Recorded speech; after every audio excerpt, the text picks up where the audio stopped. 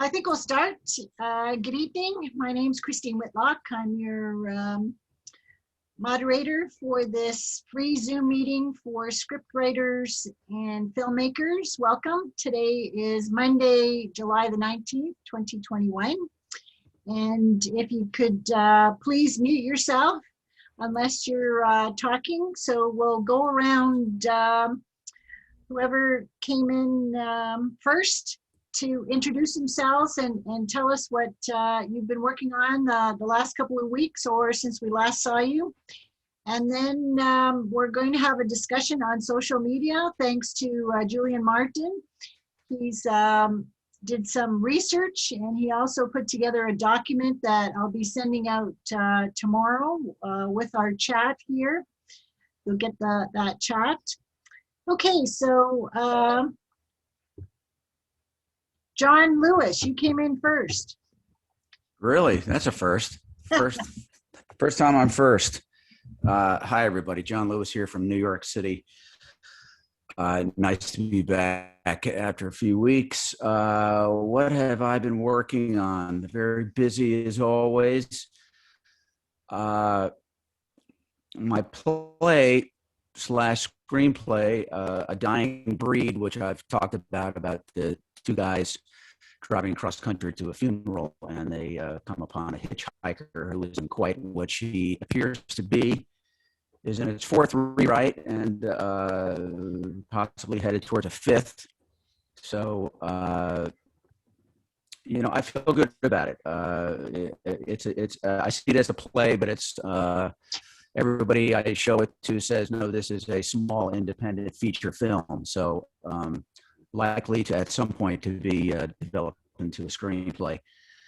I've also talked about I have a new day job back bartending at a place called Walker's here in Tribeca, and it's turning out to be a good fit for me in my writing because I get a lot of chance to pitch. I pitch my screenplays to everybody I talk to, so I have a built-in audience. And I've been putting that to good use, so that's been fun. And actually, industry people are kind of leaking into my bar, which is nice. Here in New York, you're never too far from somebody in show business. So I've been able to do some networking, which has been unexpected and welcomed. Todd Karamnicki, he is a screenwriter who wrote Sully, the screenplay Sully, about the pilot who landed here in the Hudson River, starring Tom Hanks, came out 3 or 4 years ago. And he actually produced the movie Elf, which came out, I guess, about 10 or 12 years ago now. He's a regular at the bar. I've yet to meet him, but the story is he actually wrote Sully at Walker's at the bar. So I don't know how true that is, but there's actually a poster of his movie up on our wall there. But I've been doing stuff, putting my stuff up on Script Pop. I've been talking about that for a couple of weeks. Kind of took me a while to do all that, but that's up now. And I will marry that with another website called Slated, who a lot of you know about. Alex turned me on to that. That's kind of a networking a website for screenwriters, getting in contact with other writers, actors, as Julian was talking about earlier. So that's what I've been up to. Good to be back. I passed the torch. Julian. Hey there. I don't think I've done too much new writing. I've started the sci-fi screenplay, but that's how I go in fits and starts. I write 7 pages and I take 3 months off. But so I've been revising mainly and reading other people's scripts, reviewing a lot and all.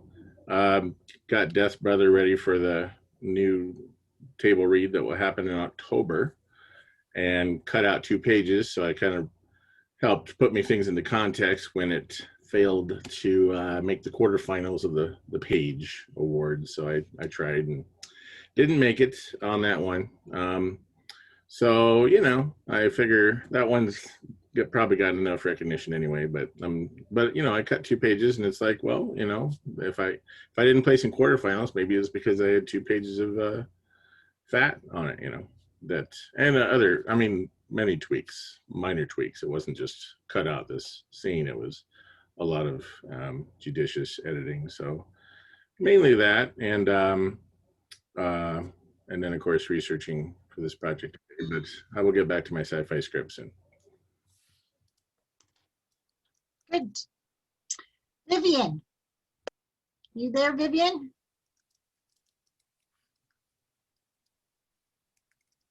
Hello, Vivian. Oh, Hi, Christine. Yeah, I just unmute myself.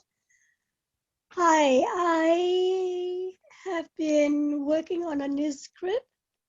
It's a romantic comedy, and I have joined a program. It's not only a screenwriting program, it's called ScreenPod in Canberra, and this is a program from the government.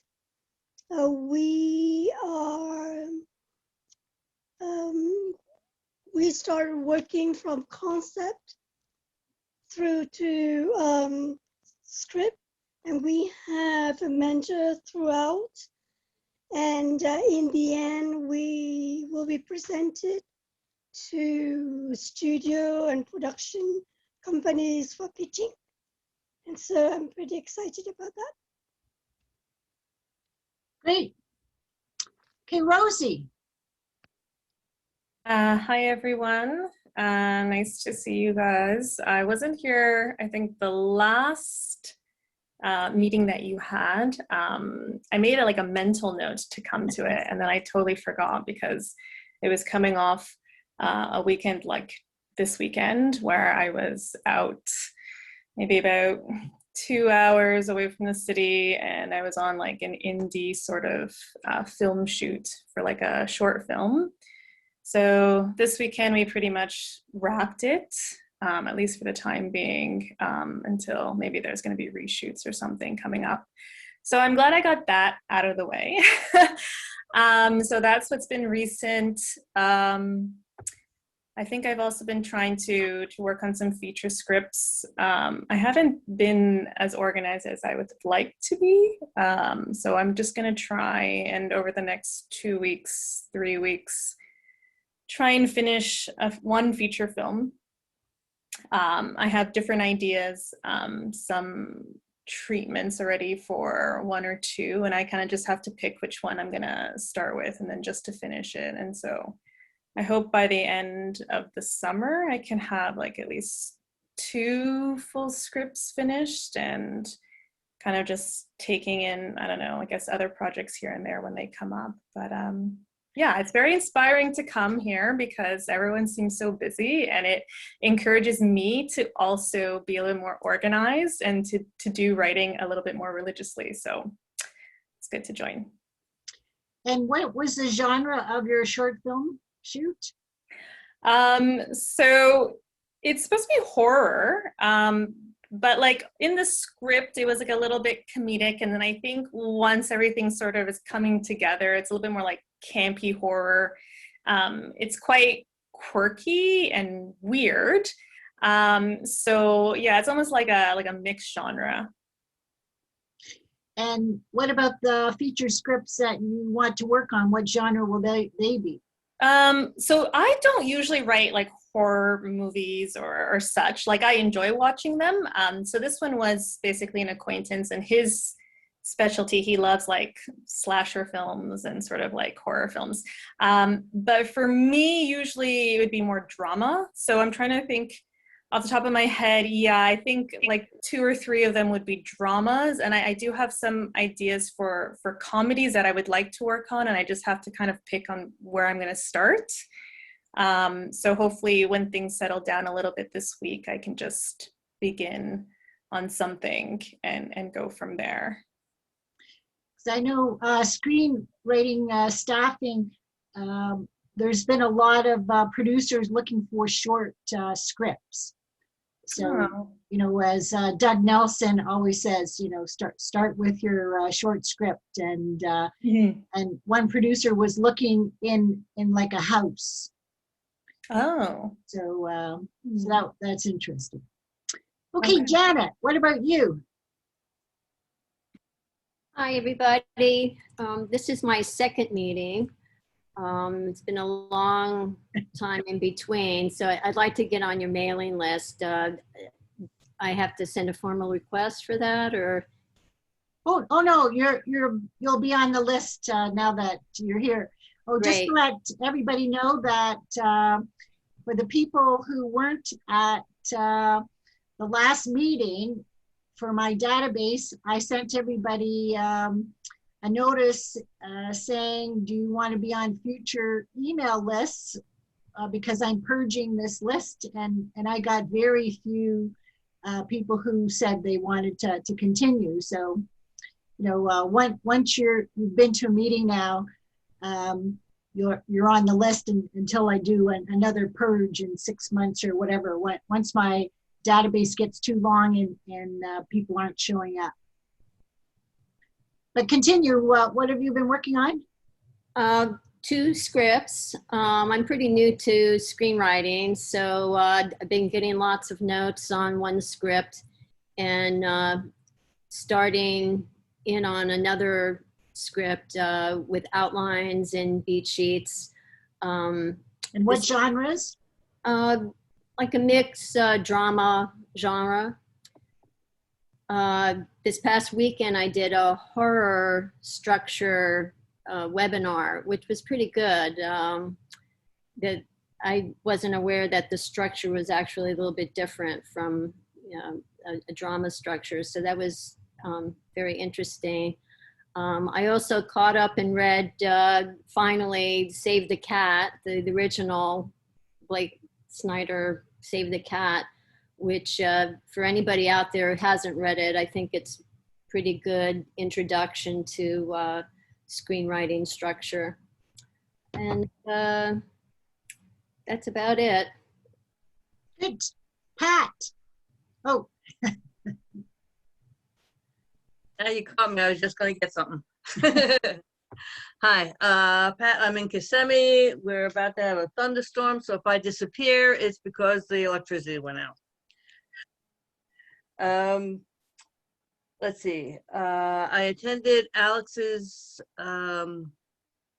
table read this weekend, at least the first half. It was very interesting.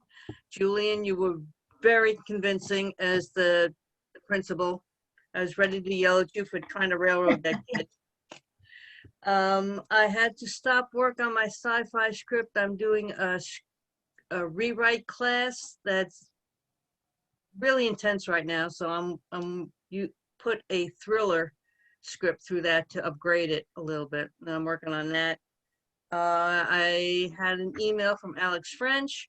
She's out of lockdown. Her day job is going great, and she's got time to start getting into pre-production on my short. So she's writing up her shot list. She's scouting locations, and she has Alex's lead, a producer that's going to help her with casting. So we're moving on. Great. Okay, Mark Spira.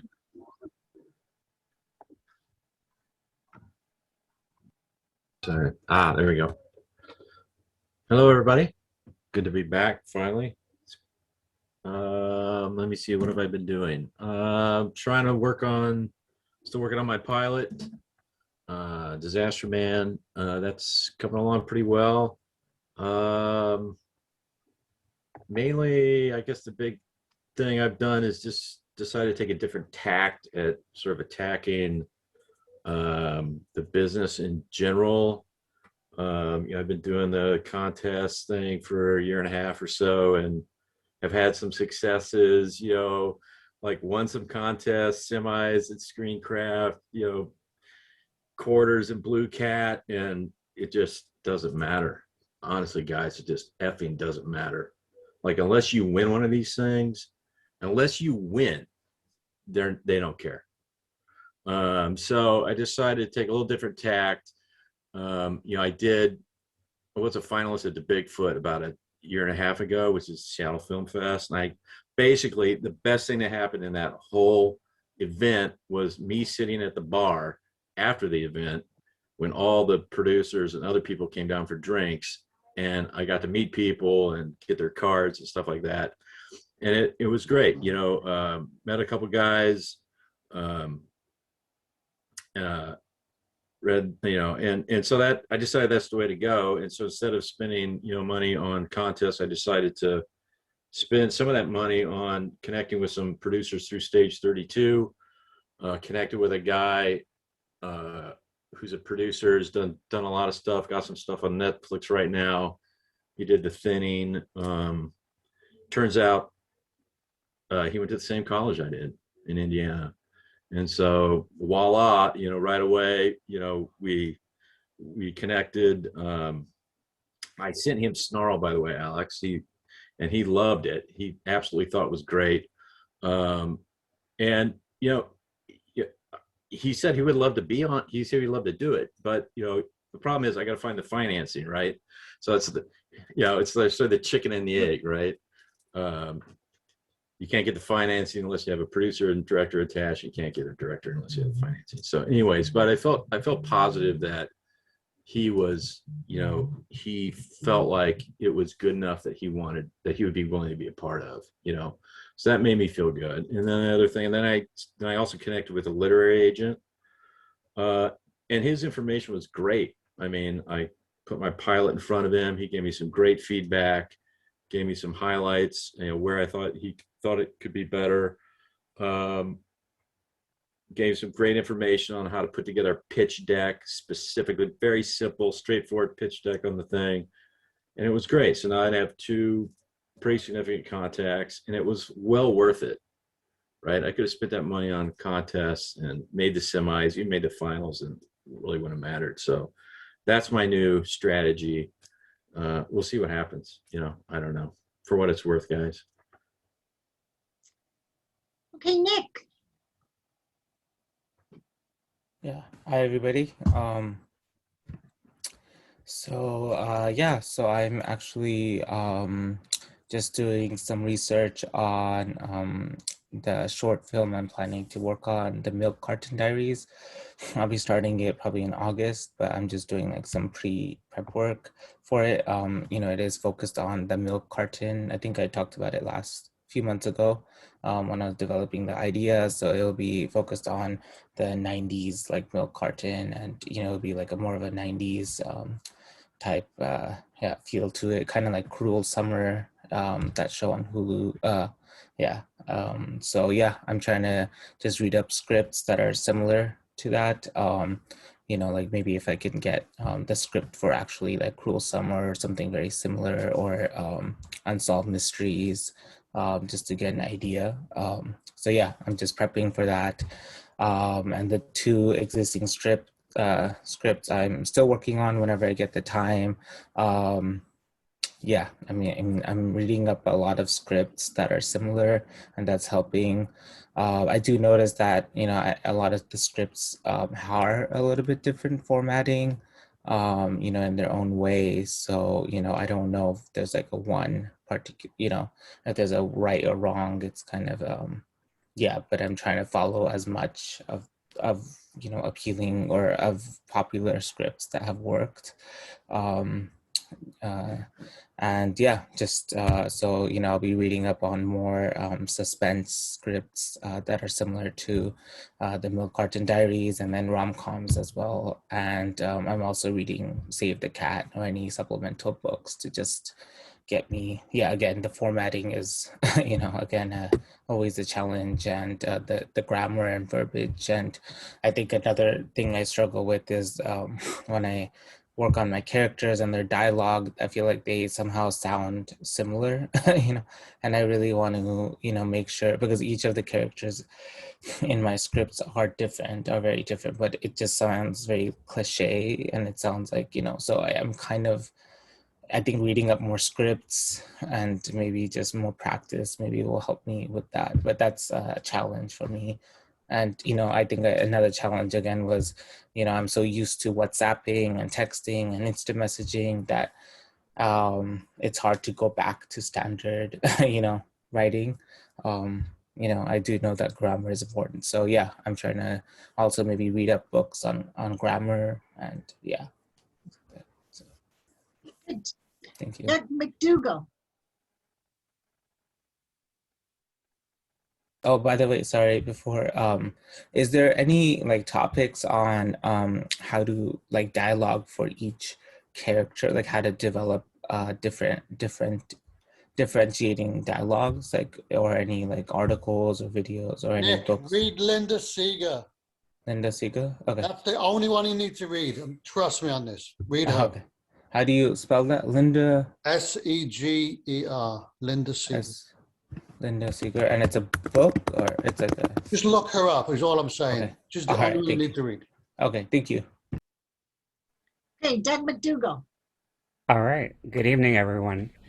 So I've had quite an eventful couple of weeks. I was part of the Real Heart Film Festival, which I mentioned the last go around.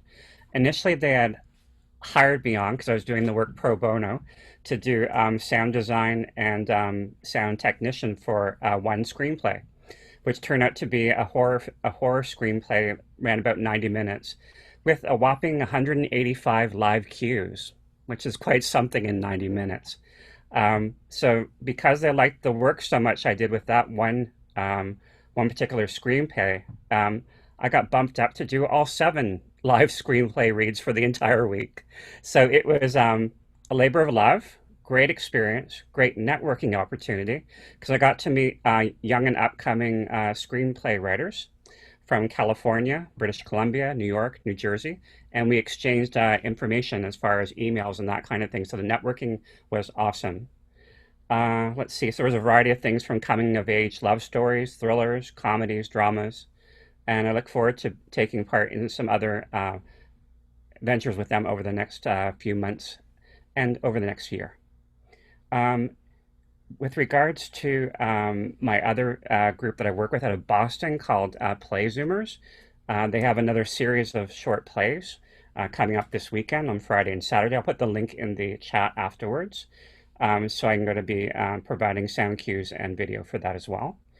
As far as my my upcoming play/film, it is based on a reimagining of Cinderella. It's a musical comedy.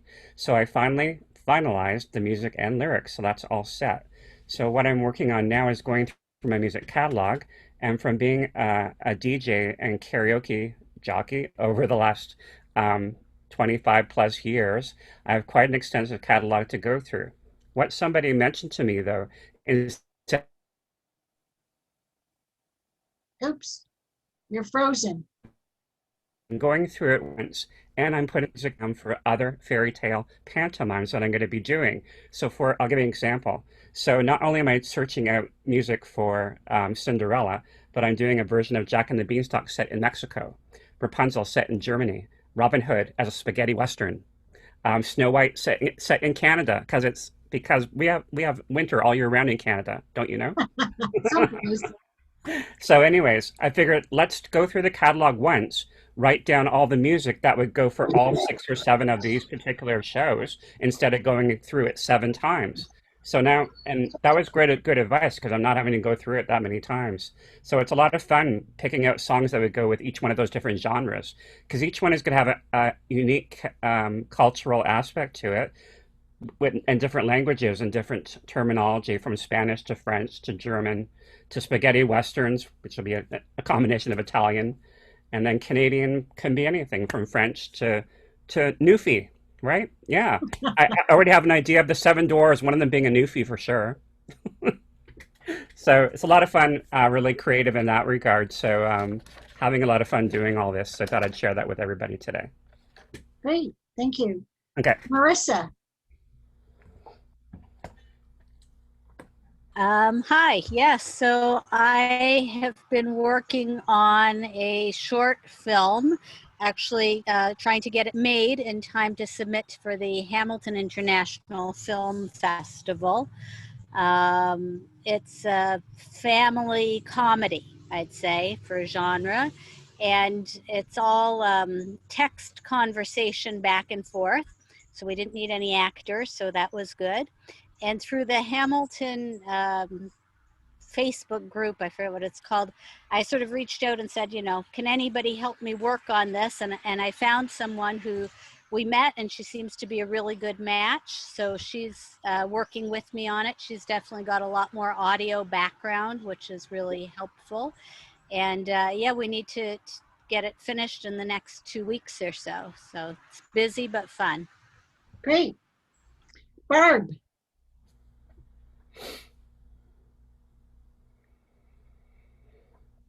Hi everyone, sorry, just was trying to unmute myself there. Not much news since the last time I've been here. I kind of took, well, I don't even want to call it a break because I was doing other things, but I'm back in it. I'm doing my rewrites, continuing basically from where I left off last time, and that's pretty much that. And what genre is your rewrite? It's a romantic drama. Good. Okay, Alex. Hey, good evening, everybody. Here in South Florida, freaking 90-something degrees with humidity. Yeah. All year round. Sorry, Doug. With the Canadian winters, it's always summer in Miami, so that's rough. So before I get into my many spinning plates, as promised, I read Hannah's first 12 pages. I joined Shadow's Face TV. It's a really cool concept. I only had a chance to watch like a trailer, but it's a very cool way of giving the viewer a choice on what you watch. So pity Shadow's not here because I wanted to give him a shout out for that. So like I said, a very cool way of giving people, different choices of what you want to watch. So that was very cool. And as Pat had said, I've connected Alex French, who's not in the call, with the producer up in Canada concerning scat locations and cast. I think it's only 2 characters for Pat's script, so it shouldn't be too bad. I've already got a couple of people in mind, so that's my to-do list. Oh, and I connected Professor Williams with my really good contact in Atlanta, Eric Ayala. If I can find his link to his film that he just released, maybe Pauline can tell us all about it after she has coffee with him when she's in Atlanta. So that was my to-do list, my spinning plates. Sorry guys about flow on Saturday. We've had 4 meetings previously, never had a cap on the time, and then this time it just cut us all out. It was weird.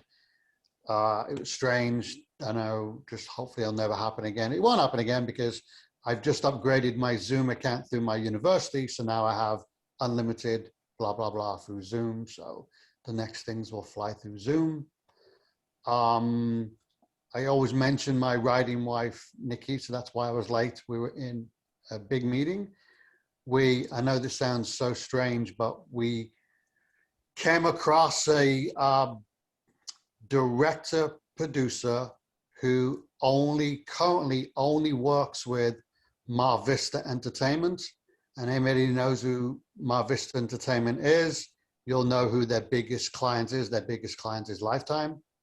So I've actually watched a few Lifetime TV movies this weekend to kind of get a feel for this script that we have that we've pitched to them. So we have a meeting on the 26th with this guy. He is amazing. He's definitely a guy I want to work with. And he's just so up our script. It's like, wow, out of all the projects we've been working on, this was the one film that we didn't think would really shake and bake or, get us through the door. So that's going to be really odd if that's kind of like the one that gets us through. Ironically, it's called The One, so that's really strange there. Some of you know I've just picked up a paid job as a producer with Absurd Hero Productions. I am going to be working on a couple of films. So I'm in the chat. I have just put the link that if you go to that link, you'll see kind of like how they work. If you scroll down to in production, there is a film called P-Town. You click on that. It's a proof of concept film. I'm now producing that feature. It's going to be tough. It's a gay love story, but I don't know. I'm accepting of the challenge, so that's that. And I've also involved with the script development on some other films that I'm not producing on, but just because that's kind of like my forte, script development. I do want to remind everybody about your writing. I know Nick had said about, oh, there's different formats and stuff. So yeah, there is an industry standard, but as long as you are consistent in your one screenplay, the format that you've chosen, like I bold all my slug lines, a lot of people don't. That's just me, it's just my style. So if you ever read my scripts, none of my pages overlap. Every scene ends at the end of the page. That's another thing with my style. So stick with your style. Make sure though that it's absolutely clear. No grammar mistakes, because we read scripts all the time with this production company. After the second mistake, we just toss it. The writer doesn't care. That's what we say. He doesn't care or she doesn't care. So make sure that you, when you are writing and getting your stuff out there, that it's always polished. I mean, you can get someone to edit your script on Fiverr for probably $50. You should be investing in that, okay? Or read the script backwards. Don't read it, just word per word, see what spelling mistakes.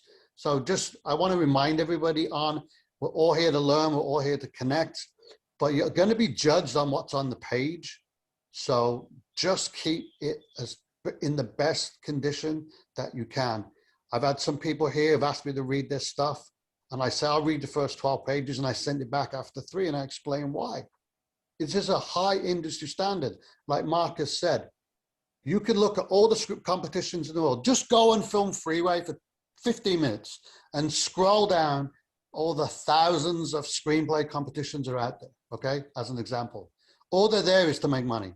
Because I challenge you, the next time we meet with Christine's group, I want you guys to come back and name 12 films that were made from a writer that won a competition. I have a staff member searching. We've only found, I think, 7. So, like Marcus said, and Doug says it all the time, stop wasting your money and time on script writing competitions. Do what Christine does, do what I do. What I call, you know, like the slow stalking. Find a movie that you love, find out who the producer director is, connect through LinkedIn, just join them, make some comments, get to know them slowly. Don't ever say, will you read my script? Never. Just stalk them nice and slow, okay? Get to know them. So that's my advice of the day. Again, I'm open to helping anybody out. If you want to reach me, you have my email, I believe. I'll put it in the chat again, just in case you don't have it. I'm always willing to help. But guys, like we say each and every time, you got to bring your A game when it comes to your work, okay? So just bear that in mind. Thank you. And Alex, good advice it is too. And now, Alex, what's happening with your Thelma and Louise script? So my friend David Frankel knows the executive producer. So we found out that they are just about to release their own big film. And then after that, we'll have a meeting. Now, Shadow isn't with us tonight, and I tried to email him about his Facet TV, and it bounced twice. I don't know why. And then I sent him a separate email saying, I've been trying to get a hold of you, this is bounced.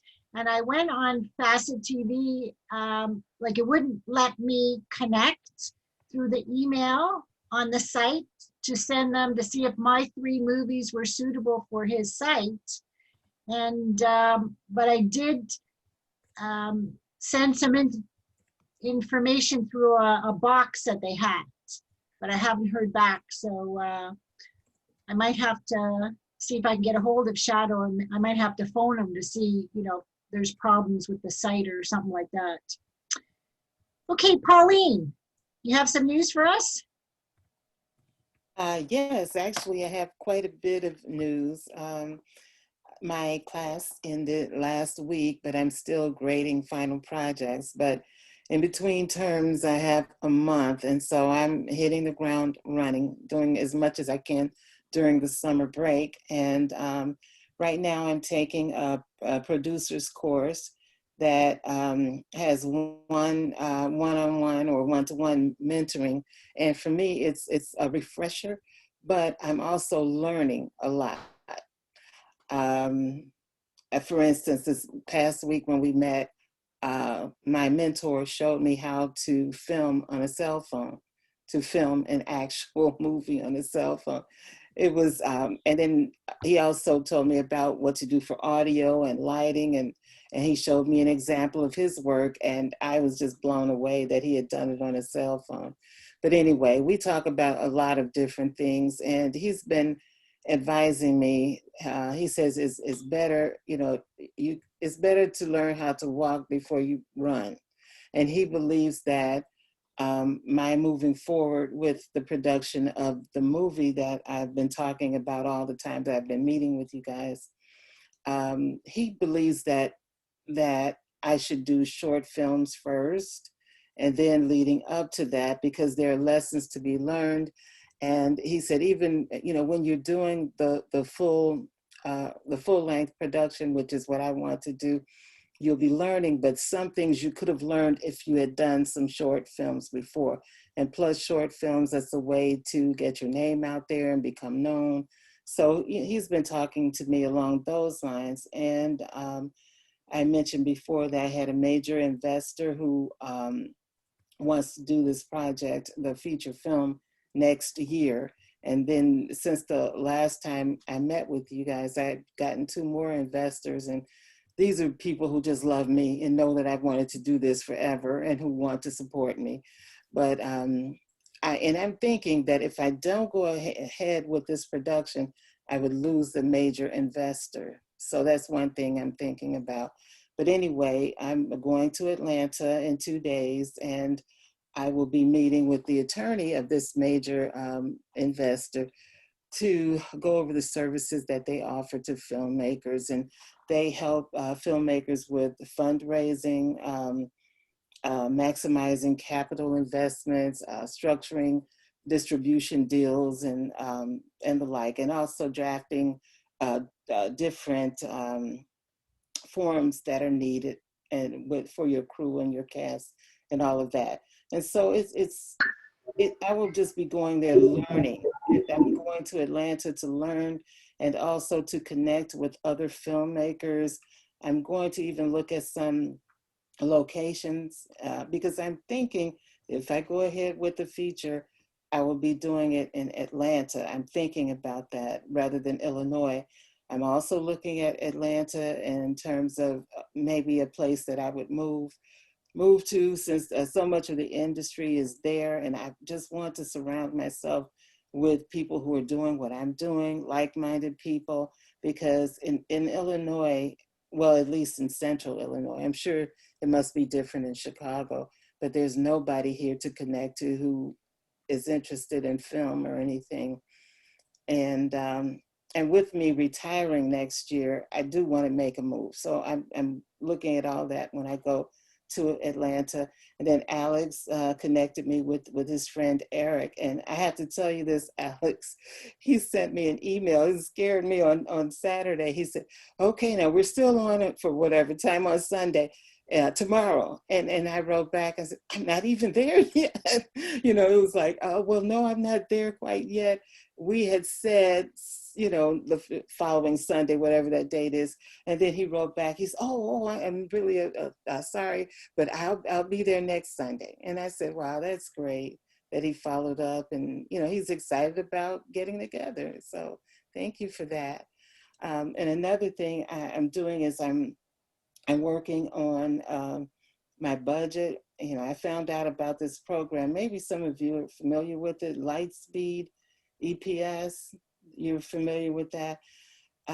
Well, I'm breaking down the scenes and trying to find out, trying to determine how many days it'll take to film, and all of that will help me with this initial budget. I realize it won't be the final budget, but it will be the one that I present to prospective investors if I should move forward with the feature. So. And then also I attended Alex's read, and I thought that was such a great idea to have that read, to get people's input about it, especially what you're trying to accomplish with these modules for schools. And as I was talking, I got cut off and I couldn't get back in. I know you sent the link, but I entered 3 times and couldn't get back in, but I sent you the feedback. And I'm thinking maybe I'll do that. Oh, one thing I didn't mention is with the mentoring that I'm doing right now as a part of my homework, I have to move forward with the project that I told you about last week. It's a 5-page script that I have, and it's a sketch comedy. And I've been saying, well, I'll probably just do something like that. So now I have to do it. And, you know, it just seems that everything is falling in place. It takes place in a restaurant. And I was like, well, I don't have where can I film it? And so my mentor said, well, what about at church? I'm sure you have a cafeteria or something. I went to church and I asked about it. And the person who does the scheduling, she said, look in the small chapel. We're not using it anymore. And someone had an event there. So I looked in there, it was set up just like a restaurant. It was amazing. And so she said, yeah, you can have that, take as long as you need. So I'm looking forward to that. I'll be doing that. I believe I requested August 8th, so it's coming up pretty fast. So I've done a lot this summer. And like I said, I have to get as much done as I can before school starts, because my job it takes so much, you know, brain power to do that job. I just don't have anything left after doing it because I put my all into it. But I have to really learn how to balance because I want to do both of these things. That's all. Okay, Doug Nelson. Yeah, hi, y'all. I'm sorry I was a little bit late getting in here. We were out shooting some stuff for Toyota this afternoon, so didn't get back in time. Not really much going on out here. I will tell you, you know, you're all here. You probably all know who I am. I'm a small-time producer. I have my own funds. I produce, you know, works that I think are valuable, and I produce only shorts. So other than that, my question that I have for y'all is, why am I here? Can I do anything for you? I mean, what is it that you would like me to do? Otherwise, I'm just going to drop out and say, forget it all. So you guys answer that question. What can I do for you? Doug, if you want to mention about the script you had sent me, if anybody's interested in that. Well, I thought you said that, you know, you didn't pass them out. So I said, well, okay, if you don't want it, you don't want it. That's fine. No, care. But you have to ask if anybody's interested, and then you can send it to them. I don't blindly just send out a script to people. Well, I'd be glad to do that, but that's a feature-length rewrite. Right. I mean, I haven't written a script yet, and it's an old one that I started. It was a coming-of-age story from, you know, a few years back, and it just slipped by the wayside, and I happened to find it the other day when I was looking through some computer files. So if anybody wants it, they're welcome to it. And, you know, if somebody is really serious about making a feature-length film, which I'm not, I'm glad to work with anybody that wants to co-write it. I'm fine for doing that. But otherwise, I'm just going to stick with my short world.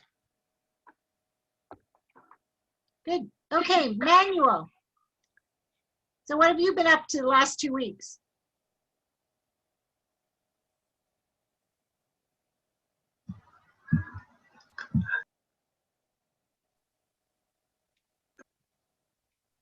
You have to unmute yourself.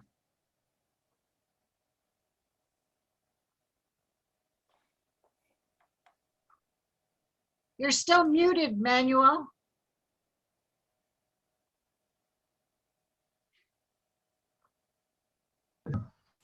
Hello. Yep, we can hear you now. Okay. Thank you. Thank you, Christian. Hi, everyone. Good to see you again. I think last time I had a problem with the internet connection, so I couldn't attend the meeting the first hour. I was late. But anyways, I'm happy to say that I finished writing my grant application, and I'm back writing my script, called it KwaZulu-Natal, which is about stock and AIDS and yes, I've gone back to it, and yeah, that's what I'm doing now. I have nothing new. But about Alex's advice on having a screenplay polished before sending it to producers or someone to read, I think that's a good idea because as English not my first language, that's what I did when I finished writing my first script called The Cabal, and I sent it to editor in England, and she has sent me some feedbacks about it, and I like the way the script has been polished. So I'm happy about that, and maybe when it's finished, I can share with you guys, and so that you can see what the movie's about and something like that. I think that's all.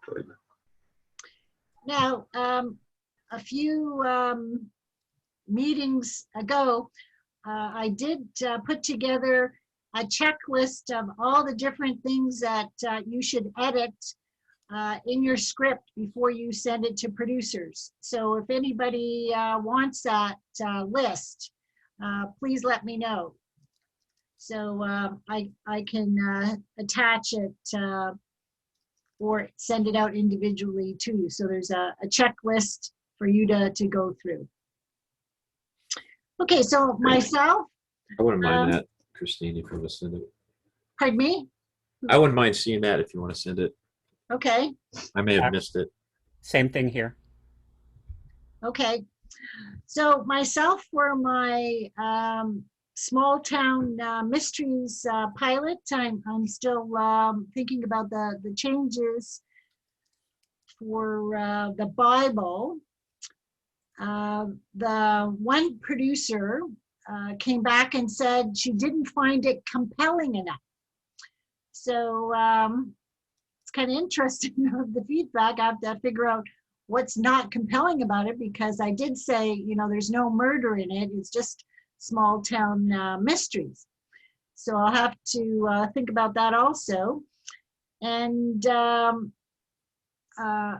I did do some more changes on my Christmas romantic script, but it's only up to 79 pages, so I have to do some more because it seems they like up to 105 pages on that.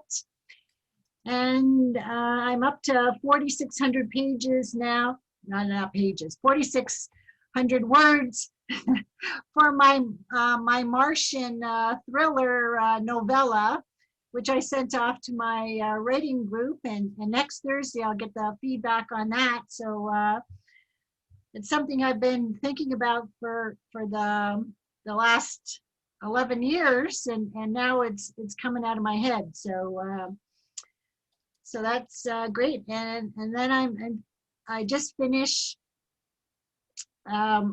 watching a webinar on action and how to write action movies, because I'm halfway through a script at Niagara Falls that I want to go back and finish and work on that. Okay, so unless anybody has anything else to share with the group, we'll get Julie. Oh, Alex?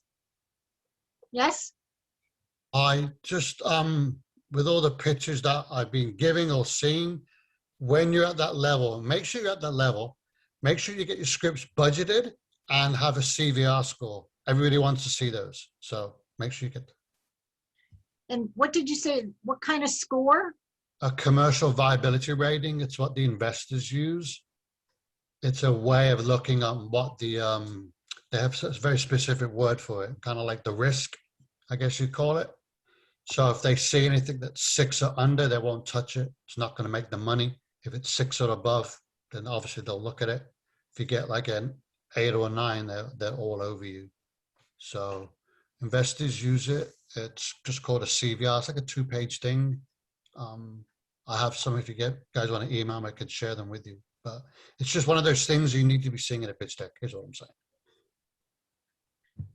And Doug McDougall, you wanted to say something? Yeah, just for our friends down south, the Canadian border is allegedly going to be open August 9th to any Americans who have both their vaccines. So there we go. Welcome, eventually. Okay, so Julian, you're on. All right. So I'm just talking about social media for screenwriters, and I'd like to point out that this is a form of social media itself that we're on right now. And certainly not to discount. I mean, if you know, the proven road to success in Hollywood is, you know, have a wealthy parent, get an intern job, work for years with no pay, be able to take horrific amounts of abuse from your bosses, and you know, be good looking, and you know, write great scripts. You know, there's traditional ways to do things, but my case is that social media can be useful in different ways, and sometimes it can produce results. Sometimes it can be rare, but it can happen. But that also you can learn a lot. There's a lot to learn, and you know, so, but you know, and that it allows you to make connections, and you don't always know where those connections are going to go. And you know, I'm here through a series of events that started on one of the sites I mentioned, and now I'm here, and you know, working with Alex and things like that, and that all came about through social media. So. And also, it's important to remember that craft is super important. If your screenplay is good, it will have certain advantages. If your screenplay has got problems, well, social media allows you to maybe help work on that, find ways, meet people that will do script reviews, trade reviews with you, let you get some feedback on your scripts to improve, and often for free, because you find people that also need reviews. So it can be an affordable way to improve your craft, to become better. And so, but yeah, if you have a poor screenplay, I mean, obviously people get bad movies made. They have connections. You might get lucky, but that's like winning the lottery. A good thing to watch out, a warning though, for social media is that bad behavior can damage your career. So if you're someone who doesn't think they can perhaps control their bile or anger, can't get on there without being real and insulting everybody you see, you know, it's different when you want to become a professional.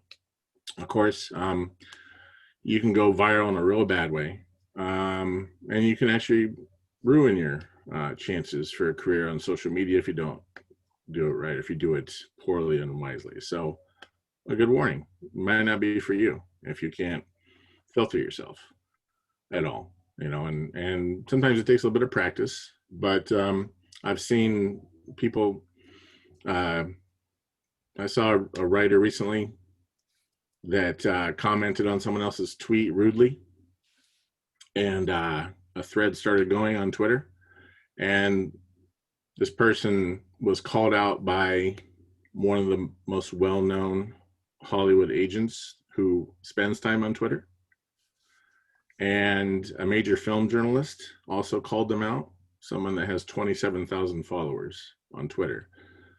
So that person, that writer, because of their hostility and rudeness, got noticed in the wrong way. So you don't want to get noticed in the wrong way. You want to watch out for that. And so good luck to them, but you know, it's rough. So, and of course there's no guarantees, but I went on Twitter today and asked around for any positive stories that people had, and a few people talked to me about some of the good things that they've had happen to them. For instance, the sci-fi movie You Might Be the Killer was originally a Twitter exchange that was discovered between two writers, Chuck Wendig and Sam Sykes. They were reasonably well known as novel writers, but the Twitter exchange got attention and got turned into a movie. There's a cool guy I met recently named Kevin Nelson, and he has half my followers, but somehow got so much buzz going for his screenplay, which is called Shia LaBeouf Won the Wrong MRFN Screenplay Competition. So you can look that up. It's a comedy about screenwriting competitions. He got people retweeting him, going to his website, and just last week he announced that he'd been hired as a staff writer on a TV sci-fi show, and largely through a lot of Twitter hype and goodwill and from others. I found my book editor on Twitter through a recommendation, and this person told me after she edited my novel that she was going to be starting a literary agency, a publishing house herself with her writing partner, and that they were going to start publishing their own stuff. And she said, would you like a contract when we're ready? We're not ready yet, but they've put out 4 books, and the 5th one is coming out. And it's from them and from some short stories. But I talked to her recently, and she still says, yes, we want to publish you. So that's a Twitter connection, and that's something that happened. Other people talked about their great experiences with Zoom table reads, and thank you, Patricia, for the compliment. Table reads, Zoom table reads are a lot of fun, and you can put them up on sites for people to see, and you get to see your script. Maybe, if you never see it made into a film, perhaps you'll see it made into a table read, and at least we'll have actors, and performance is great. I mean, whether it's on a stage in a small town and 100 people watch it, it can still be one of the most rewarding experiences of your life. Table reads can be very exciting and great just to hear your words performed. Another fellow, Guy Crawford, he's a popular fellow on Twitter with writers and stuff, but he says, I've gotten studio, network, and production meetings about my work because of Twitter. It's also put me on some radars that led to read requests from working writers, actors, and execs. He's still trying, but he's in the game because of that. Another writer, J.E. Swainson, said, I sold 2 short scripts via connections on Twitter. And Stage 32 slipped a script to a big company looking for new IP. There's an article that will be in the document too from Tom Stolgren about his success story using Stage 32 and making connections. So there'll be some articles for y'all to read that kind of talk about how to go about it, things to avoid and such. So I want to talk about sites I use, how I use them, and things I've observed, and some good practices from them. So Twitter is the big daddy. The film industry likes Twitter. They're on Twitter a lot.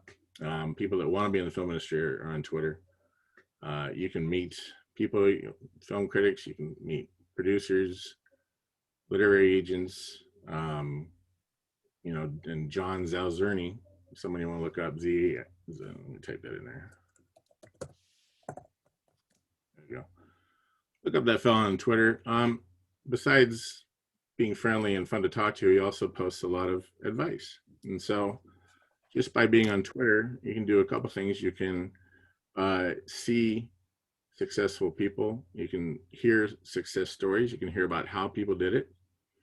You can learn how to model your behavior better when you see how other professionals act on Twitter. And you can learn, I had some growing pains at first too, but I've gotten a little bit wiser about how I carry myself on Twitter. But lots of tips, lots of advice, and you just never know where some tip might lead to. Some tips for Twitter: follow people back, like mutual, like you follow them, they follow you, or they follow you, you follow them back if you think they're interesting. If they're not your style, don't follow them back. But I see it as building my community. So I have like a community of thousands that I'm a part of, who are people that I want to be in that community. And I go through my feed, reply, talk to people, learn things, make friends. One thing I would say though, if you build up a mutual follower base where you have like 9,000 people you're following and 9,000 people following you, and then you get screenplay optioned or something and you start to think that you've made it, don't unfollow everyone the second that you think you're getting somewhere, or really ever. I mean, I would say that the people that were with me before I take off are the people that I'm going to keep with me. After, you know, if I took off, then yeah, I would probably not have as many new people I'd follow. But I see people do that. They build up 3,000, 6,000 followers, and then their people they're following shrinks from 6,000 to 100, and they do that to make themselves appear cool or in, you know, hot or in, you know, the desired property. It's dishonest and it gets noticed. There's a app called Who Unfollowed Me, and you can see who's playing games with following and unfollowing. A lot of people get those that follow, and then as soon as you follow back, they unfollow you immediately. They play games like that, or like this. A couple of folks I've seen that unfollow you once, you know, they're dumping all their people they're following. But you can see who unfollowed you that day, and usually it's because they got suspended. But sometimes people unfollow you because they don't like you, but sometimes they're shady about it. There's a thing on Twitter where people give each other lifts, writer lifts, where they give shout outs to people they like, their friends, the writers they admire. They'll put out tweets, and I've been included in many. I've done it too, but that helps spread the word about people you like, cool people. So do writer lifts or shout outs. You try to get them new followers. Sometimes what goes around comes around.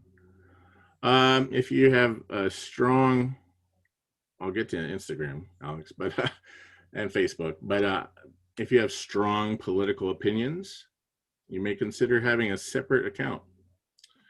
If you're successful, you can have strong political opinions. But if you aren't, you can turn a lot of people off if you have a feed that's mostly ranting about politics. So I actually have a separate account where I do my political talking and thinking and reading. If somebody follows me and their account is all politics, I say, hey, how about my alternative account? Follow me there. And we'll follow each other there and talk politics. But yeah, which also includes a lot of sexuality stuff. Hollywood is gay friendly and trans friendly. And if you have a problem with that, you want to keep your mouth shut about it. Just keep your mouth shut about it. You know, have another account, do something, don't talk, don't say what you think about gay people or you know, stuff like that. You'll be seen as bigoted, hateful, and you'll get blocked. And people will do stuff like, if you're following this person right now, you know, you need to know that they've said this, and they'll put up these statements that are not trans friendly, you know.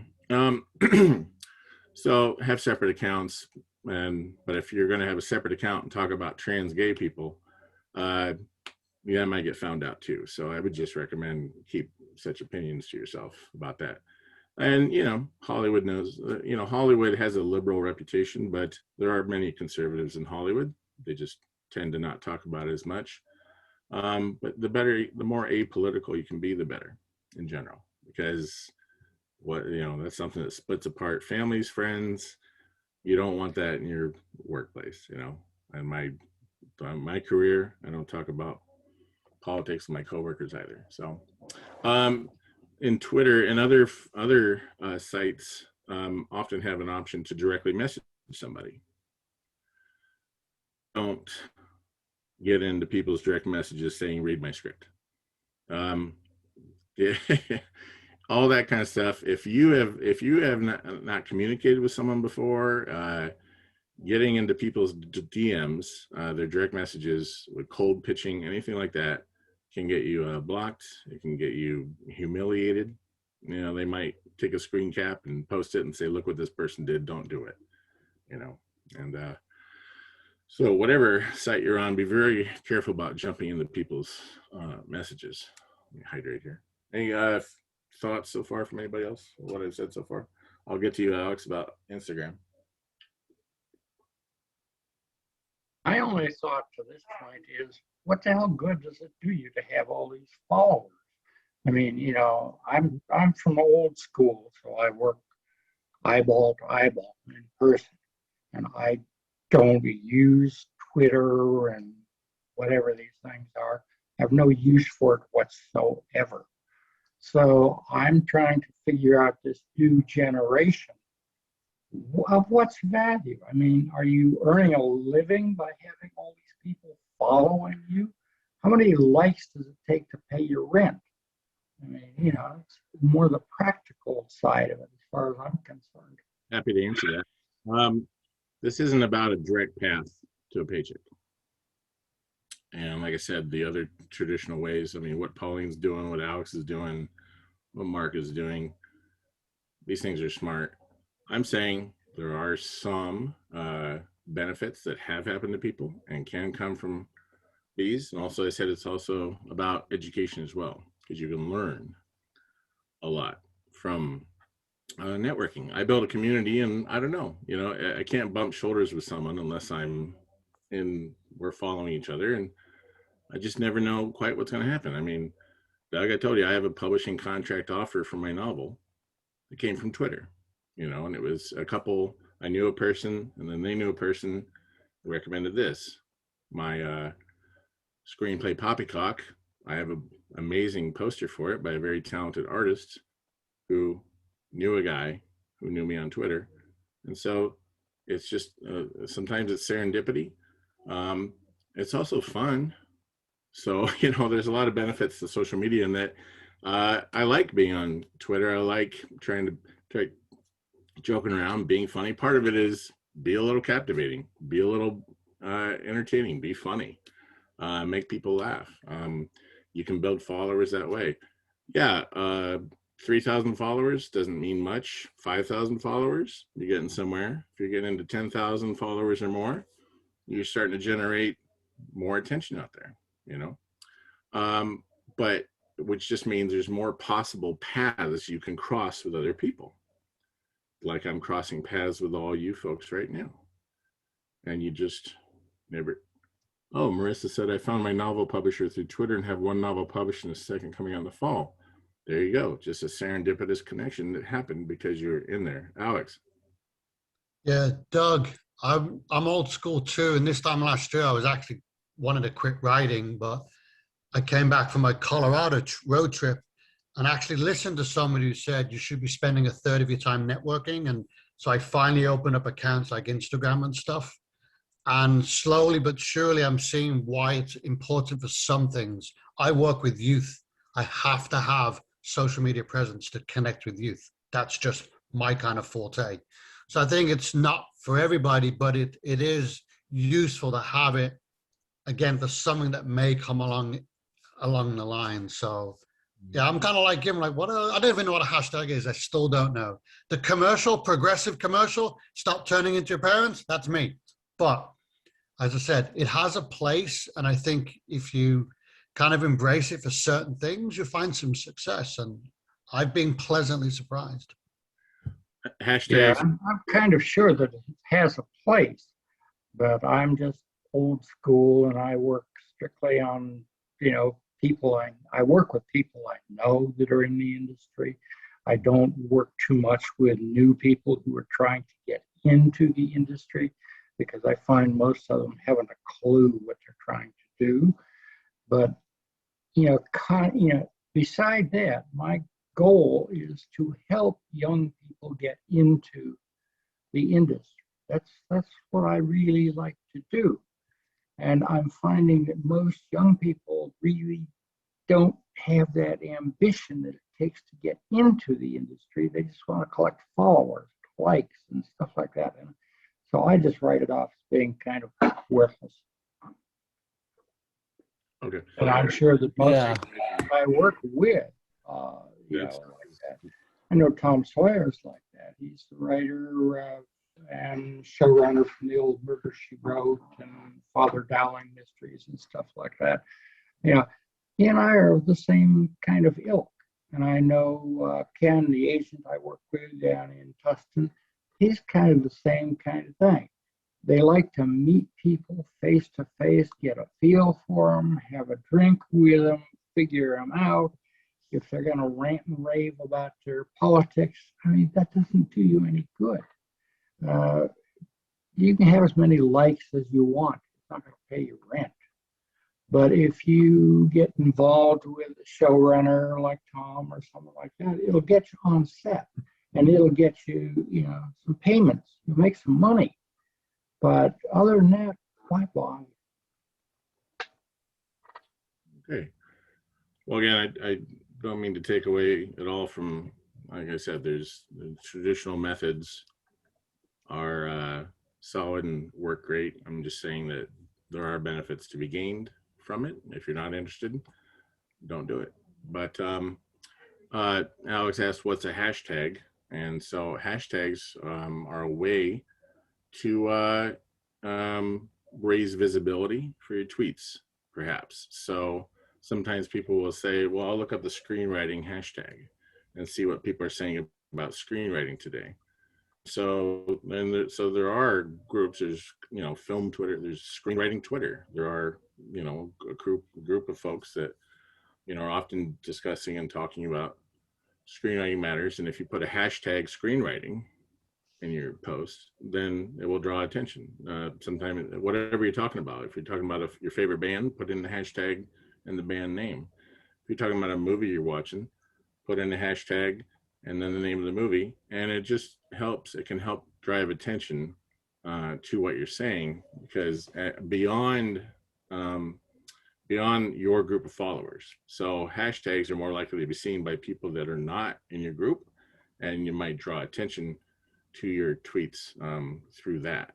Again, this is just, it's a place to hang out. Like you can go to, if you live in LA, you can go hang out in the bar with screenwriters and meet producers and stuff, and that's a very good way to do things. This is my way of hanging out in the bar with writers. Yeah, I had some suggestion too. I think LinkedIn, in terms of actually reaching out to producers who are established, and I think LinkedIn would be, if you are trying to get more into like the professional, like especially like the big companies and big production, LinkedIn would be Nick, good. that's my number two. That's my number two. I was just about to talk about LinkedIn. Oh, sorry about that. Yeah. I spend a lot of time on Twitter just because that's where a lot of the film community is. But LinkedIn, like you said, has some more practical things like job postings. Look up Jacob Stewart. Alex has talked about this guy on LinkedIn, and you can see job postings. You can see it's a more personable way to connect to producers.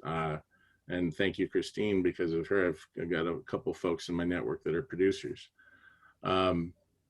Alex is there, I'm there, say hi, connect, but it's kind of, LinkedIn has become kind of very Facebook-like in its structure.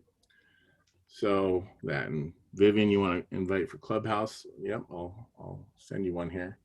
Facebook and Instagram. Alex asked about Facebook and Instagram. That's generally not, most people aren't really a fan of trying to do stuff on there. Authors and stuff, like if you have a page, if you're on Facebook and you want to use it, create a page, dedicate it to your writing activities and stuff.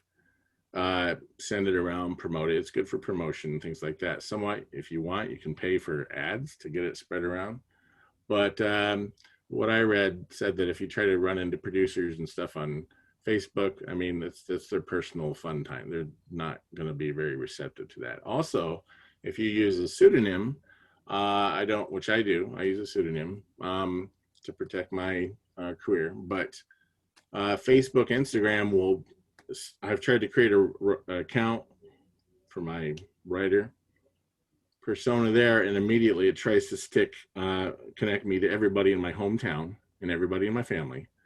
And it's just like, oh, you're on the, Facebook is like, oh, it's you. And no matter who you are or what you say you are, oh, it's you. You want to know this, your neighbor. Here you go. Here's your neighbor. Here's your boss. Here's your coworkers.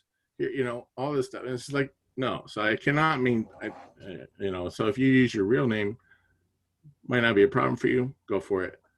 But just a warning that if you try to use pseudonyms, you cannot maintain anonymity on Facebook. Or if you can, tell me how, because I don't know. The advantage of Facebook and Instagram is that way more people use it than Twitter, just in general. So if you want to get millions of followers, you want to be an influencer or something like that, who knows, you know. Clearly, in today's generation, we're seeing people that are famous because of social media. You know, they're famous because of Instagram, because of Facebook, TikTok, whatever, all these social media formats. You know, who the hell is Logan Paul? I don't even know. I've never seen anything with Logan Paul, but apparently the guy's famous. I don't know why. But he got to box Floyd Mayweather the other day and made millions and millions off of it. So Instagram and these offer a certain path to fame. If you have whatever it takes, whatever they want to watch on there.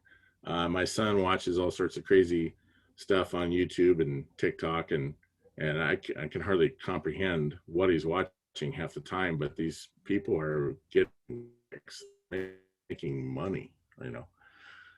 Next is Stage 32. I've seen some of you folks on there too. It's a kind of a social media network. It also has a lot of screenwriting services that they'll try to connect you to, and their contests and their own contests and all that. They you know, they're trying to make money, but they have a lot of options for pitching. You know, if you want to like connect to those producers, people have said mileage varies, but you can pay to get pitches in, or there's just lounges for you to discuss, meet, get to know folks. Some people have made very good connections on Stage 32. There's an article that will be in the document about one of those fellows. But you never know. Again, it's a place where you can meet other writers. Script Revolution is where I've been spending a lot of time too. This guy named CJ Wally. He used Stage 32 at first, and then kind of used his network and stuff to start his own website. It's a script hosting site. It's $5 a month. The scripts are indexed. You can they can be searched. There's kind of an emphasis on having a good poster for your screenplay. But I've made some cool connections there, and I know people that have had. I know one guy actually who has gotten his script optioned through Script Revolution. Others who have gotten attention and stuff. So producers can go there and say, I'm looking for a horror feature, and look through the horror features, look at the posters, click, and it also connects to, you can have a link for your script top in there, which then is a pitch document for your screenplay. So they might look at your script, look at your script top packet, look at your poster, and might be like, hey, this is something that I might want to produce. One time they did a free pitch practice. CJ Wally and Shane Stanley held an 8-hour session on Zoom where everybody got to do their pitch, and they gave feedback on how they felt about their pitch and what needed to be improved. It was a great learning experience for me, and again, free. So that was really neat. And for $5 a month, doesn't bother me. You know, I don't use Blacklist much, but it's $30 a month to host your script on Blacklist. And unless you have a score of 8 out of 10 from one of their readers, it's a complete waste of your time. Producers are not looking for anybody's scripts that got less than a 8. So I have not gotten an 8 yet, so I don't pay for it. So I mentioned Script Top, and others have been using Script Top. It's not social, but it gives you a link to use to send to people. Many agents don't like attachments in their emails. So by having a link for your Script Top script, you avoid the trouble with attachments, attaching a Word document or trying to attach a PDF. It's just a link that you can put right in your query that allows them to take a look directly, and you can see when people have looked at your script. Now in Script Evolution, you can also see the name of people who have looked at your script as well, which they warn you, don't go overboard. Don't immediately go trying to talk to somebody just because you saw a producer reading your script. Give it some time. But that can be effective. Reddit. Somebody asked about Reddit, Marissa. Reddit has a forum just called Screenwriting. You go there, lots of active discussion. They have like 6,000 users. No, that's somebody else, but a lot of active discussions. The most useful thing I think there is probably, well, you can get, there's like on Mondays, they do log lines. Post your log lines and you can get critiques. There's a lot of script swapping going on, and that's really one of the most, as far as getting better, like I mentioned before, find somebody whose judgment you trust, trade with them, get feedback for free instead of paying hundreds of dollars for coverage. Not that sometimes that might be where you need to go, but a lot of script swapping going on in screenwriting. So writers connecting, and sometimes people put up whole scripts and get feedback too. So what I've seen so far from that is just making it a way for self-improvement, improving your scripts. If you're a novelist, there's also some good forums like Writers, but Pub Tips. If you have a query letter and you want to have your query letter critiqued by people who are in the book publishing industry, you can go there and often get very helpful feedback. And so I did that with my novel query, and got a lot of useful tips on how to improve it and to refine it and things I was doing wrong. So that's kind of the value I've gotten from Reddit. Again, it can be a way to connect to people, but it feels to me less personal than like Twitter. It's very quick to see who people are and their faces and look at their profiles, and you get a sense of them very quickly. Reddit, it's pretty much just a wall of text, and I haven't gotten many personal connections from Reddit. Discord is something that is new with the popular with the youngins, but excuse me,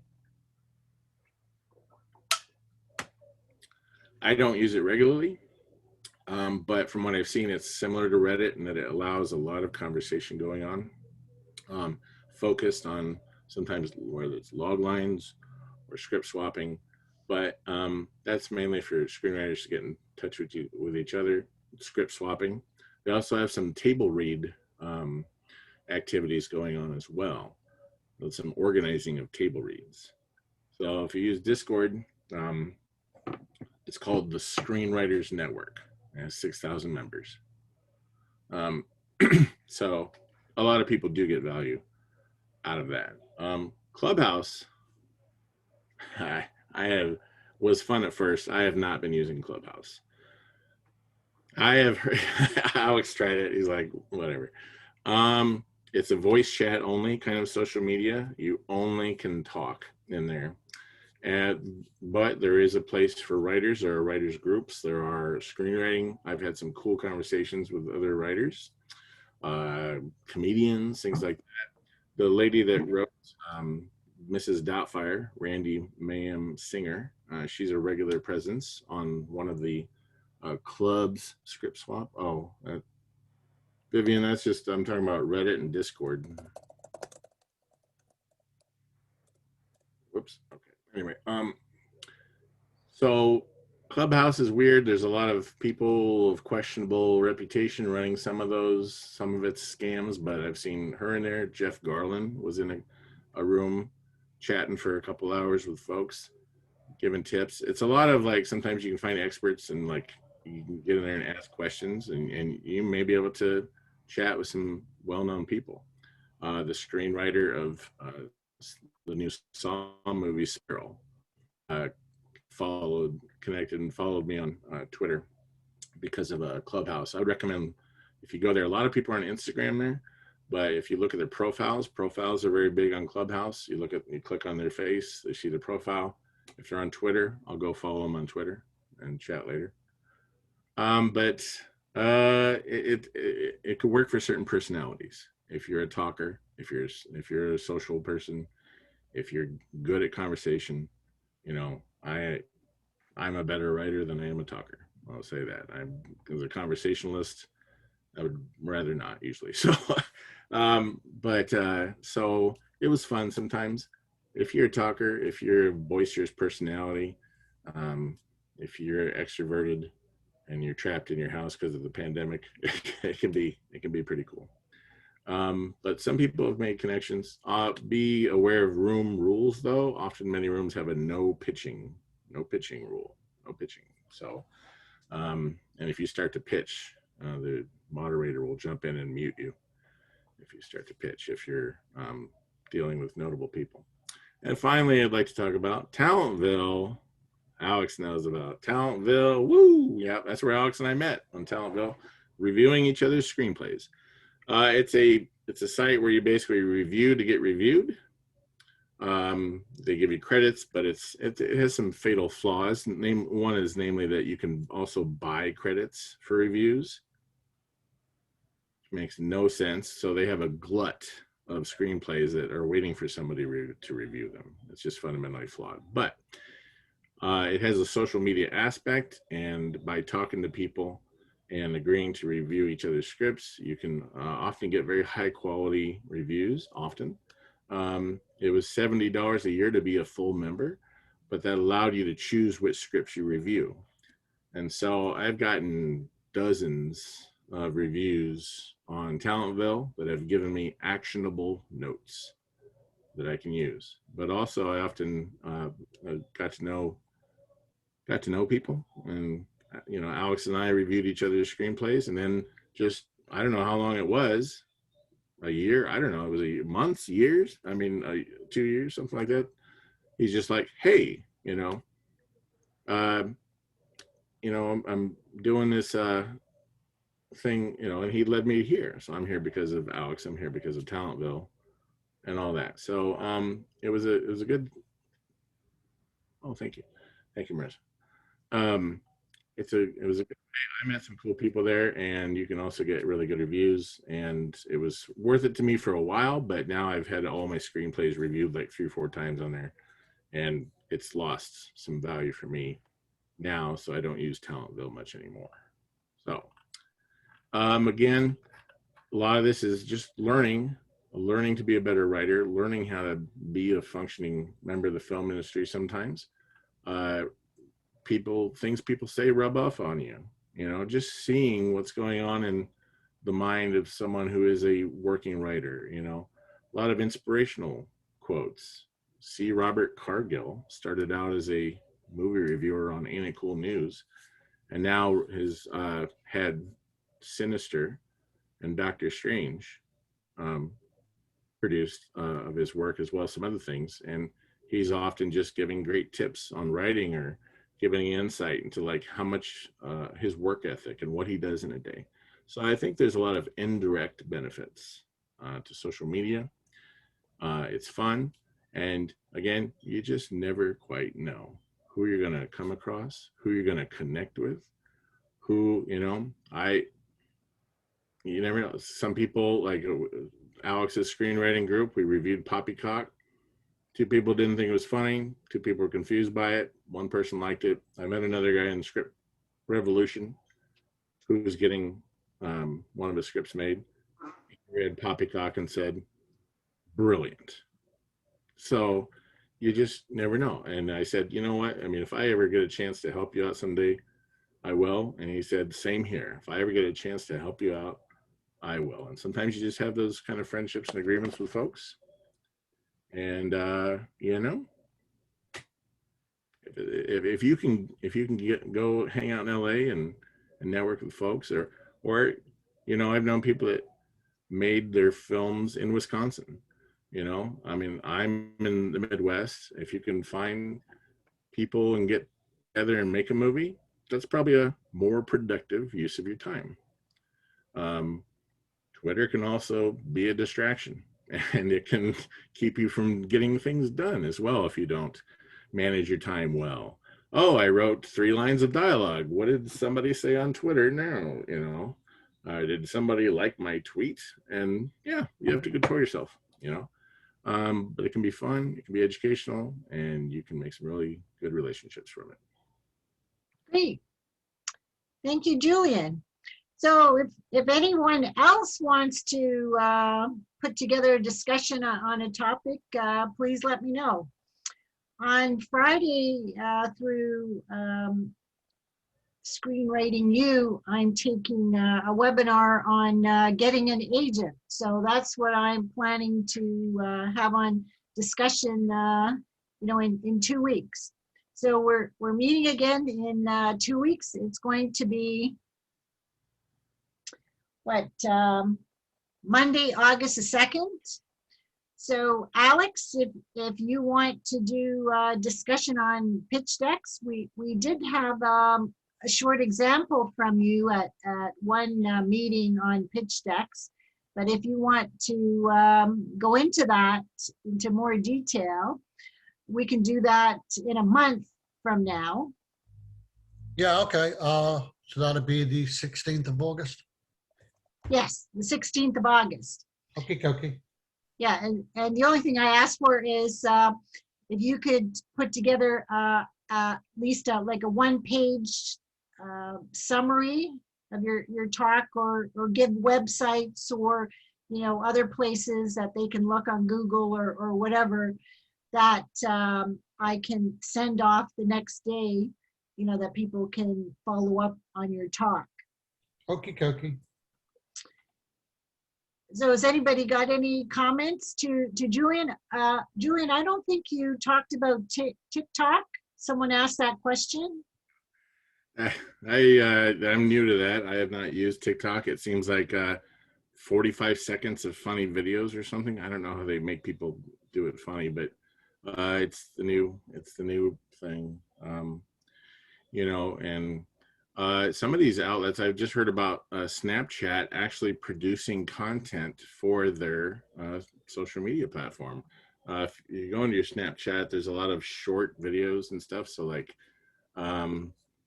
yeah, I'm not good about those, but I do know that there are some options, some avenues there for success for some people. You might be able to produce a show for Snapchat, and it would be, you know, probably like in the seconds or minutes, the type of things you'd be making, but very short blasts of, you know, if that's something you're good at. And like Pauline says, yeah, I mean, you know, the younger generation, often they're figuring out ways to, you know, you find some angle out there that you're providing that people aren't, and you might suddenly have 1 million followers, and people get millions of followers over things like opening boxes on new technology, unboxing videos. They're insane. I don't know. My dad sends me videos of Asian women loudly eating seafood. Would you send that to me? Thank you. Mark's like, I need some of that. You want to see an Asian girl chomp an octopus head going like, I don't know, but my dad likes watching them. Gotta meet him someday. Yeah, I kind of just had like, I was thinking sort of along the lines like that, because I know for some of the other social media sites, you're more like, it's like to talk to people and network. But I was thinking like, I'm not a really big TikTok person, but I heard it's like one of the fastest growing social apps online. And so if like, even if I were to just like sort of make my own videos, just like using my cell phone or something like that, and kind of cut them together and post them online. And if I did that enough times per week to like maybe bring up an algorithm where maybe I would get more viewers and build sort of like that, eventually I feel like, and I don't know how long eventually is, but you know, at some point maybe I would have someone being like, hey, I'm an agent, or hey, I work for a production company, I've seen your stuff. Because basically it's like, it's not even I'm submitting a short film to a film festival. It's like it's on my page and they've seen that I can produce content and make content. And I was thinking like maybe some way that that's another outlet to kind of just jump into it. I mean, I don't know what kind of quality videos they would be for, however, like 1 minute long or something, but I think a lot of people are just watching and they just want content. Like they'll just watch whatever, like you've been mentioning. So There could be a story arc in that 1 minute, though. yeah, for sure. I'm just trying to think, like, you know, if I had to produce maybe like 2 or 3 videos every week, I don't know, like I'm the best for, you know. Yeah, I didn't talk about algorithms, but if you don't know what algorithms are, it's kind of a AI way of deciding who sees your stuff and when. And sometimes it works, you know, sometimes it feels like on Twitter, like they're trying to tear me away from the people that I do know sometimes. Or if you don't talk to somebody for a week, they'll start to show you less of their stuff. And it's just like, I can't be on there that much. But TikTok too, algorithms, if you're on the right side of the algorithm, it could launch your video into a lot of people's eyes. And if you're on the wrong side, then you might into the darkness. Well, let me jump in real quick, Julian. Just if everyone wants to Google the name Sarah Cooper, Cooper, Cooper. She's a comedian. Okay. Last year, in the beginning of the pandemic, she was a comedian doing stand-up comedy and improv for a few years in New York, getting nowhere. She started posting videos on TikTok, these 2-minute mocking Donald Trump at a press conference.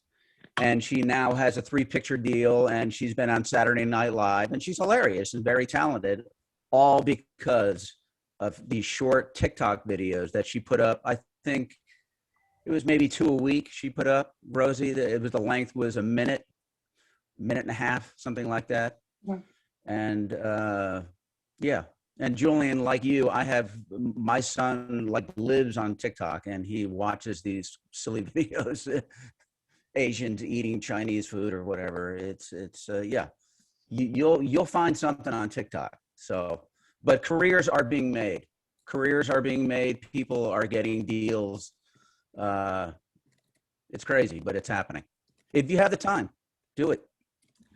Yeah, it's kind of just, and the same with YouTube. I know, like, that's kind of what I heard it with, like, talking about just very general, like, for people who have a YouTube page or who want to make videos on there, or it's like, if you did like 1 video a week, like maybe you would get a few views, but if you did like consistently like 2 or 3 because it's online, that's where sort of that algorithm comes in, and so your viewership sort of like exponentially grows. Like these are kind of ideas that I don't quite understand. I just understand really like the basic concept of it. So it's like to have a schedule if you want to be a content maker, then to stick to that and do it routinely so that you have a consistent growth, I guess, or something like that.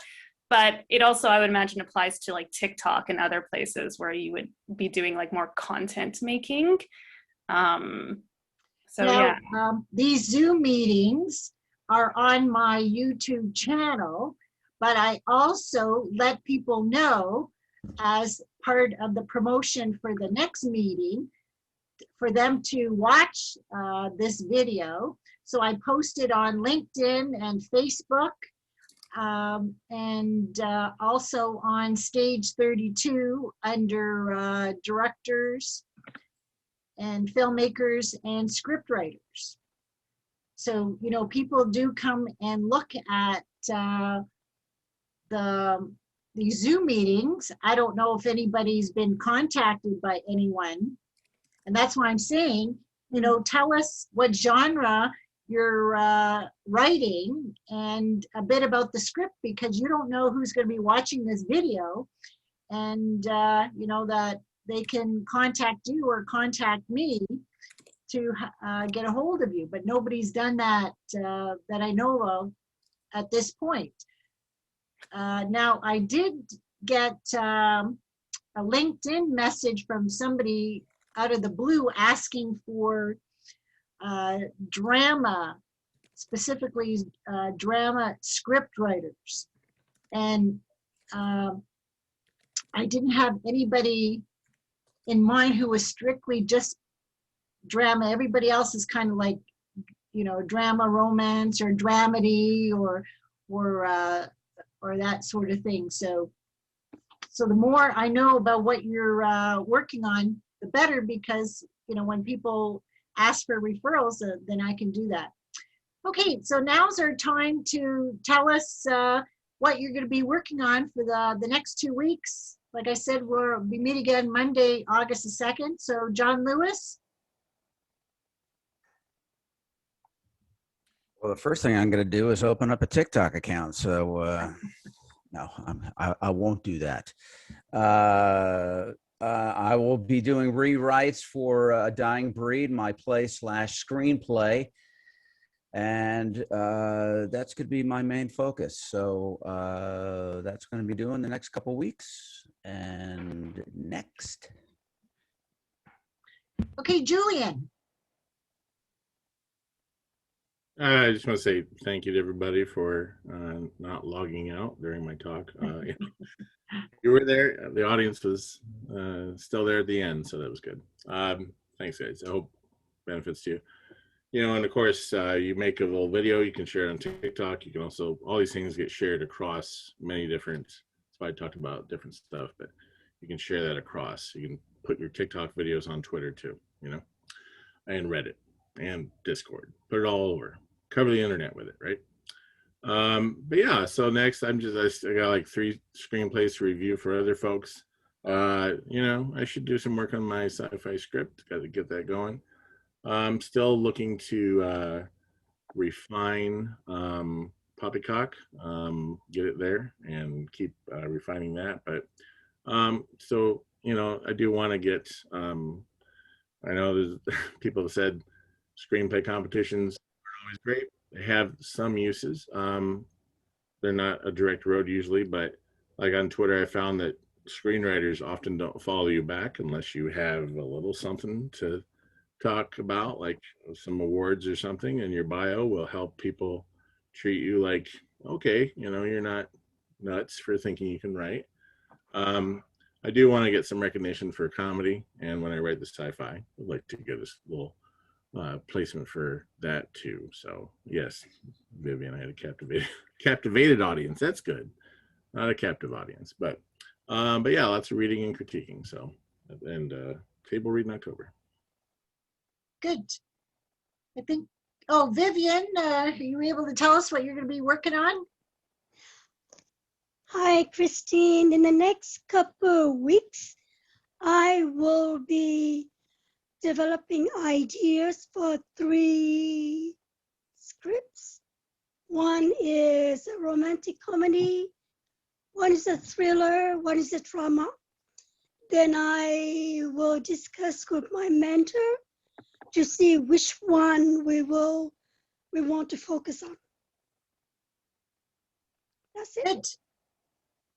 Rosie.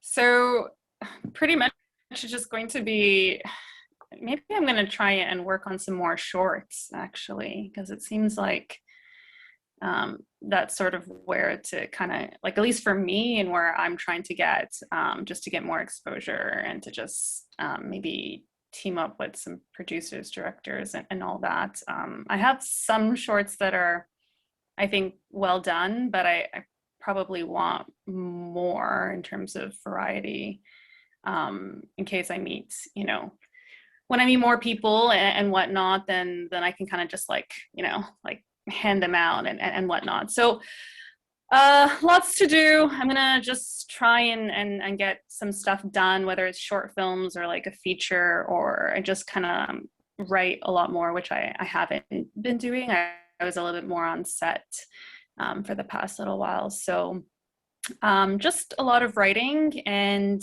I think I said this last time, I'm going to try and follow up on the leads and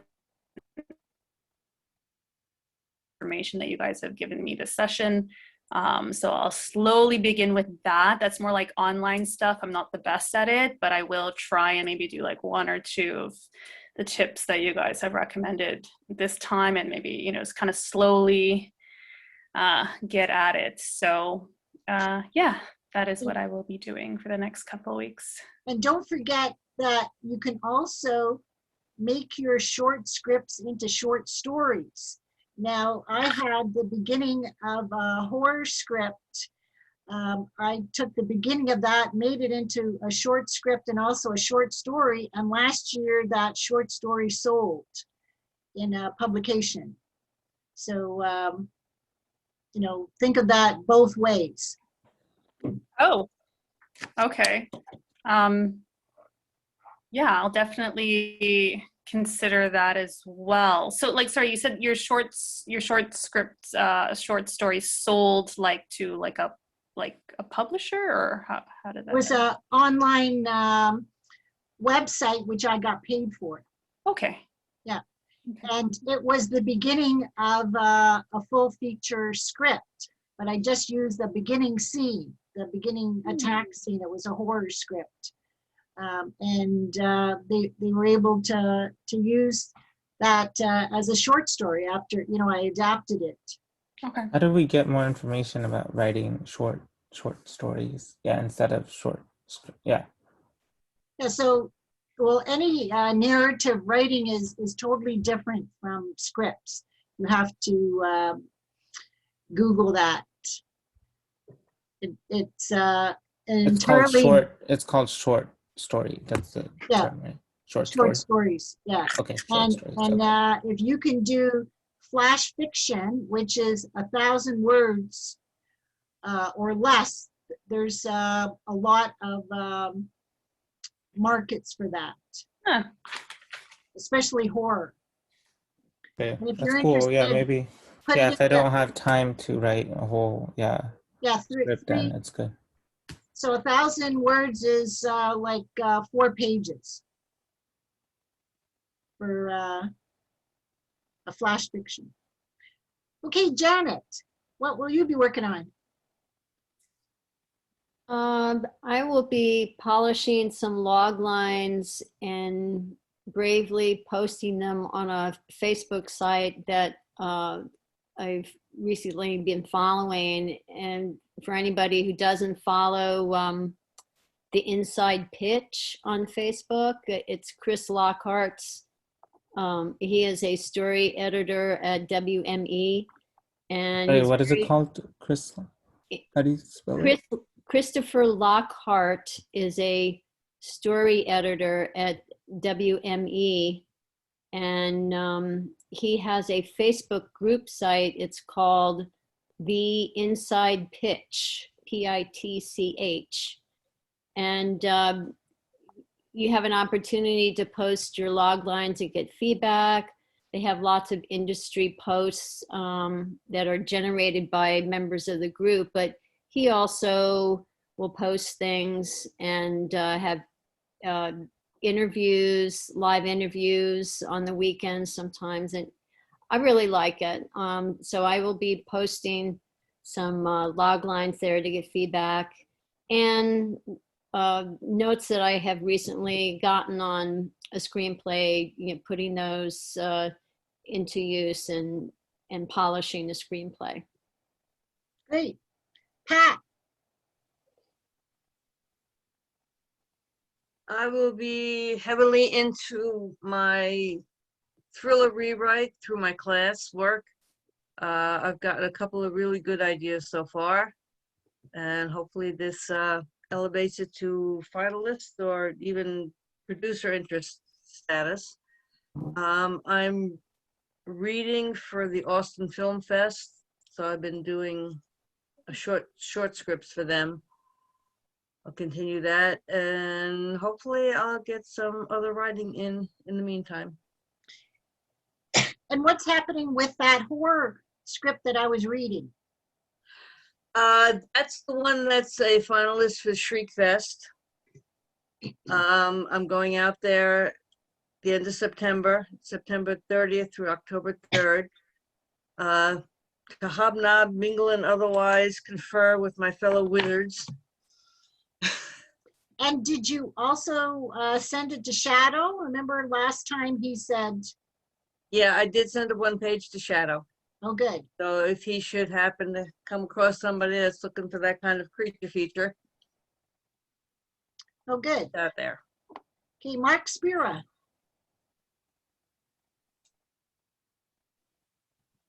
Yeah, I'll just keep working on my pilot, I think, and that's about it. That's about it. Nothing too crazy. Try to maybe work on the pitch deck a little bit, see how that goes. Make a few other connections. I have what's that table read out? I think in August for Snarl. That should be fun. He's sign languaging me. I don't know it. I'm not sure what that is. 2 words, compound word. Sounds like. I'm sorry, I was saying 28th because I know sign language. 28th. Okay. 28th. Nice. All right, cool. Good. So that should be fun. So that's it for me. Thanks, guys. Okay, Nick. Everybody, yeah, so I think I will check out the Linda Seeger book, which Alex recommended, about characterizations and dialogues. I'll check out some of the LinkedIn screenwriting groups and review Talentville. I haven't heard about it, but yeah, apart from that, just refine my rom-com that I'm working on.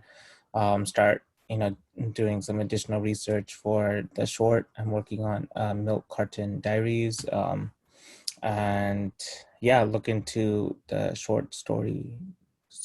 Yeah, like how the structure and formatting are and things like that for that. So yeah, Good. I'll see you guys next time. Doug McDougall. Yeah, just going to finish going through the music catalog, finding potential songs for other ventures in the pantomime realm. Also working on my storyboard for Cinderella, and working on finalizing the scenes and actually get down to the nitty-gritty of writing dialogue and script. Good. Alex. First of all, Christine, thanks again for putting this together. No, it takes work, so thank you. Number 1 on my list is to respond to everybody's request in the chat. Oh my God, we got a big list, but that's okay. Pay it forward. I did put in the chat, guys, a link to see the proof of concept film called P-Town. I'd love you guys to watch that. Maybe send me your thoughts to my email. And that's the number 1 priority for me with my job is script development on the feature. And we actually have a table read coming up in-house with the writer. So that's my main focus this coming week. For Flow, we have our last table read on the 31st for those who'd like to come. I think I send the invite. I think you're all on that big list. Doug, I just added you. And then we're going to be doing some interviews with the writers and then the students and then maybe supporters as well. So we can have a lot of content for posting. And then lastly, I've been putting aside Fridays to do writing of my own, which I'm having some time, which is great. And I'm working on a comedy proof of concept script. I find comedy is the hardest thing to write. So I'm throwing that challenge at myself. Okay, Pauline. So I will be going to Atlanta during that time period for my fact-finding trip. And then I'll also take out that script and polish it up, the 5-page sketch comedy. And thank you, Doug, for agreeing to review it. I appreciate it. And I'll be confirming people, for casting and acquiring the props that I need for my August 8th shoot. Good. Doug Nelson. Well, this week I got to finish up shooting and producing the Toyota ad up in the coastal range. That's how I pay the bills. And, whatever comes along next. I have a few other things in line. I'll probably be doing some teaching, and I'm going to build a new crew and stuff like that. And, I'm not all that interested in your social networking stuff. So this may be the wrong place for me. So I'll just have to go out and go to work. Evidently, I ask you folks if there's anything I can do to help you. And if there isn't, there's no point in my being here. but I do appreciate your having this thing, Christine. And so probably say sayonara to most of you. Annual. Yeah, well, I think I'll be writing my story. I'll be writing my story, and yeah, see, that's all I'll be focused on. So yeah, thank you, Christian, for that. Okay, and myself, I got to make some changes for my Small Town Mysteries Pilot Bible, and have to lengthen my Christmas romance script and do more pages on my Martian sci-fi novella. And that should keep me busy. And I was telling people earlier, I'm getting some new office furniture. Since I haven't been able to travel, I decided to get some solid maple office furniture that's coming Wednesday. So I might be able to show you, instead of a beach scene, what my office furniture looks like. So keep motivated, keep writing, keep filming, and we'll see you in 2 weeks. That's August 2nd, right? August 2nd. Yeah. Monday, August the 2nd. Yes. Sure. Okay. Sounds Okay. good. Bye for now. Thank you, Christine. Bye. You're welcome. Thanks, Bye. Christine.